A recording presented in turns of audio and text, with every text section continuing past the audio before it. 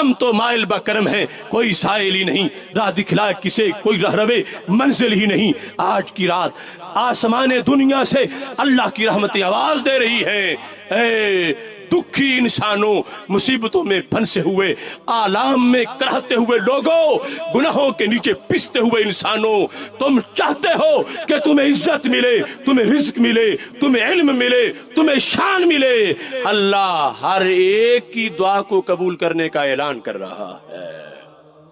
دیکھو قدر اللہ کے ہاں ملتی ہے، اور یہ نیکی کی بنیاد پر۔ اور اگر کوئی برا ہو چکا، گناہ کرنا اتنا بڑا جرم نہیں جتنا کر کے بھول جانا جرم ہے۔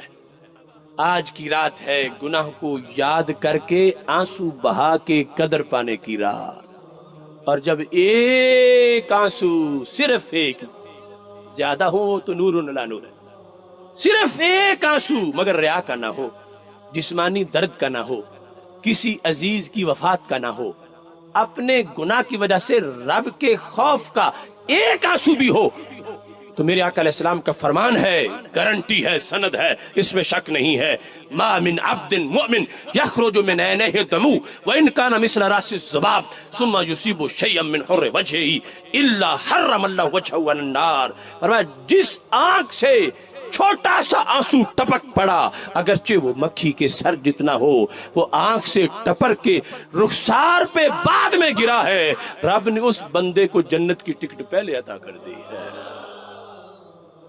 وہ قدر والی رات، ایک رات جو 1000 مہینے سے بہتر ہے، اس رات کی یہ عظمت، اس میں اترنے والی کتاب کی عظمت، اس اترنے والی کتاب کے جو اسباق ہیں ان کی عظمت، یہ ساری چیزیں ذہن میں رکھنے کے قابل ہیں۔ انسان سب سے زیادہ قدر والا تب بنتا ہے جب اس کے ذمہ کوئی گناہ نہ ہو، اور سب سے زیادہ بے قدرہ تب ہوتا ہے جب گناہ میں ڈوبا ہوا ہو۔ تو یہ رات وہ ہے کہ جو انسان کو غسل دے کے، سارے گناہ اتار کے، اسے قدر والا بنا کے رب کے دربار میں پیش کرتی ہے۔ ان اکرمکم عند اللہ اتقاکم، اکرم وہ ہے تم میں سے زیادہ عزت والا جو اتقا ہے، جس میں تقوی زیادہ ہے، جو گناہوں سے ستھرا ہے، جو گناہوں سے پاک ہے۔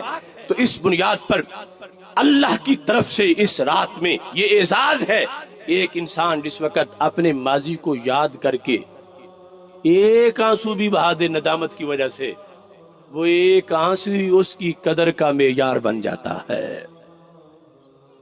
اور اگر انسان اپنے گناہوں کو نہ سوچے، نہ گنے، پھر بے قدرہ ہوتا جاتا، اس کی ویلیو نہیں ہوتی۔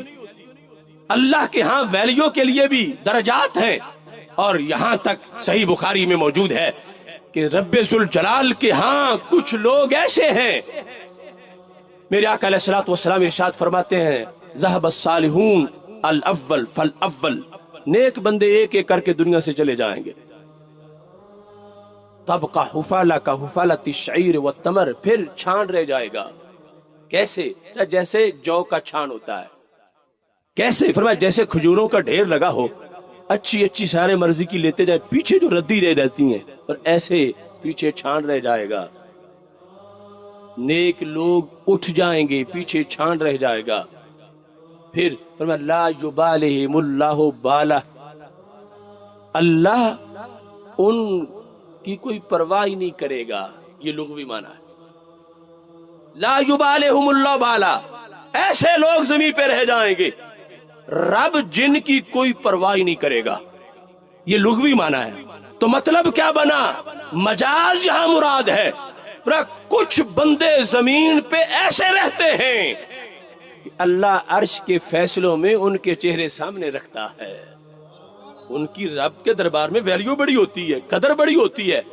رب کہتا ہے چونکہ فلاں گلی میں وہ بھی رہتا ہے، اس کے صدقے چلو پڑوسیوں کو بھی بخش دو، چونکہ فلاں شہر میں وہ بھی ہے لہذا وہاں تو بارش ہونی چاہیے، چونکہ فلاں ملک میں وہ بھی رہتا ہے لہذا ان کے لیے اہتمام ہونا چاہیے۔ تو پتا چلا کہ اللہ کے دربار میں کچھ لوگوں کی ایسی ویلیو ہے کہ ایک بندہ کروڑوں کے بیڑے پار کر دیتا ہے۔ تو تو فرمایا اس طرح کر کے پھر صالحین اٹھتے چلے جائیں گے، پیچھے چھان رہ جائے گا، اور چھان کی وجہ سے لا یبالہم اللہ بالا، ان کی کوئی پھر ویلیو نہیں ہوگی۔ تم پاک محبوب علیہ السلام فرماتے ہیں یہ دھیان رکھنا کہیں چھان نہ بن جانا، کہیں تم ان جوؤں کا چھان اور کھجردی کھجوروں جیسا نہ بننا۔ تم میری امت ایسے بنتے رہو ہر صدی کے اندر، نئے نسلوں میں تقوی، پرہیزگاری، تقدس، نیکی اور حیا اور شرم اور صدق و صفا اس انداز کا ہو کہ عرش پہ فیصلے کرتے وقت رب تمہارے ناموں کو سامنے رکھ کے فیصلے کر رہا ہو۔